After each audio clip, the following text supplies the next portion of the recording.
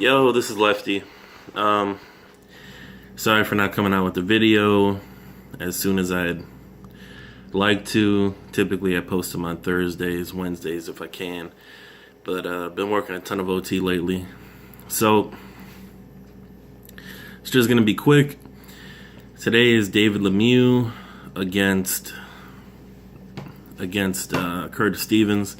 So on the undercard is Rene Alvarado against Yuriorkis Gamboa.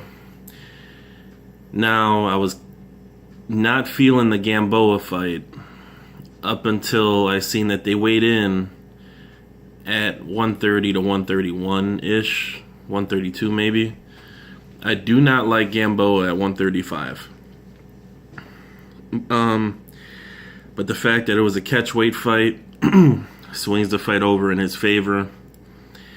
I didn't like him facing an opponent that was like 3 inches taller than him and longer. I think 7 inches in reach.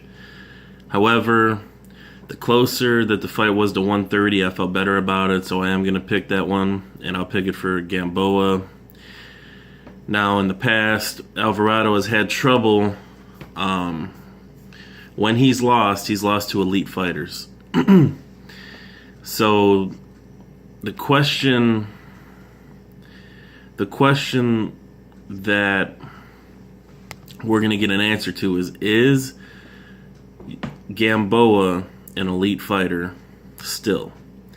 He's only had like a couple fights the last like 3 years, I think. He hasn't been the most active. I think he squandered his physical gifts. And he has real technical flaws defensively. Extreme technical flaws. That's another reason why I didn't want to pick him at 135. Now, I am picking him now with reservations. I expect him to tough out a decision. I don't think he's going to be sharp. It's always tough to pick those kinds of fights because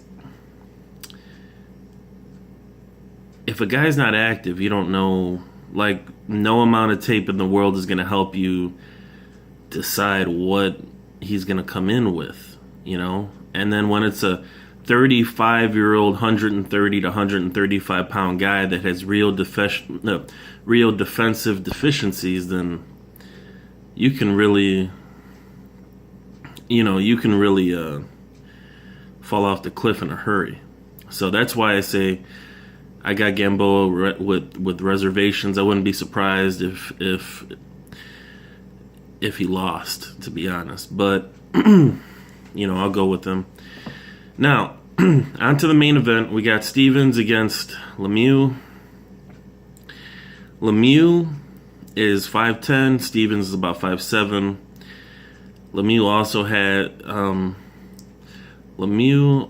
also has reach on him, I believe. Or maybe, no, I think it's within an inch on reach. Curtis Stevens is short, but he got kind of longer arms. So,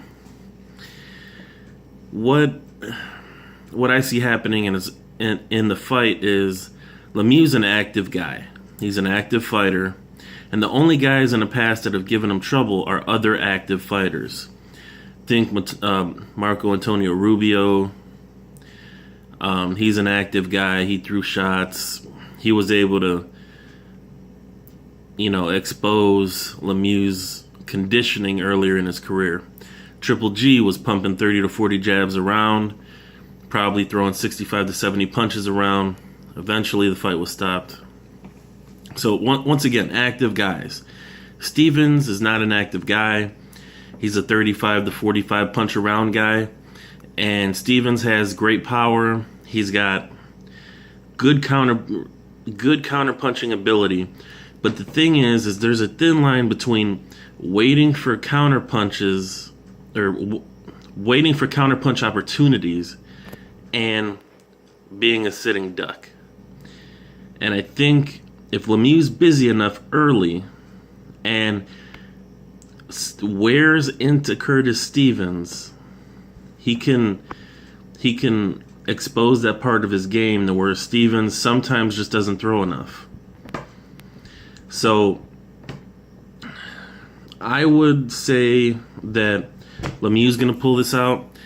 I wouldn't be surprised if Stevens knocked him out there's always a chance that he catches him with the counter shot that he didn't see coming. And with Stevens' hands being as heavy as they are, it can happen. But Lemieux always showed a good chin. I think all of his TKO losses to Triple G and then the two to Rubio, those two are come to think about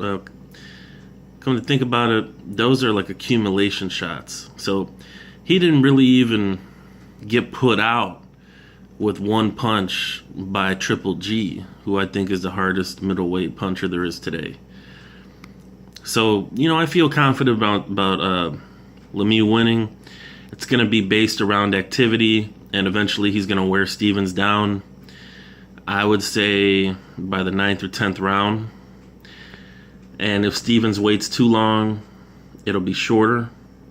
If Stevens is more active, it'll go to a decision. But it all depends on if Stevens is active or not. If Stevens goes down to 30 punches a round, then we're looking at a stoppage. If he fights with him and his cardio's on point and he's active in there, throwing 50 punches around, he can go to decision. But I think Lemieux is going to knock him out 9th or 10th round. It's going to be a good fight. Both guys could be down during the course of the fight. I think it's going to be that kind of good action fight. So there it is. Have a good weekend. Next weekend is the big one, Triple G against Jacobs. I'm going to come out early with that video, probably Monday or Tuesday. So get ready for that. It's going to be interesting, definitely. So have a good weekend, guys. Happy St. Paddy's Day. Peace.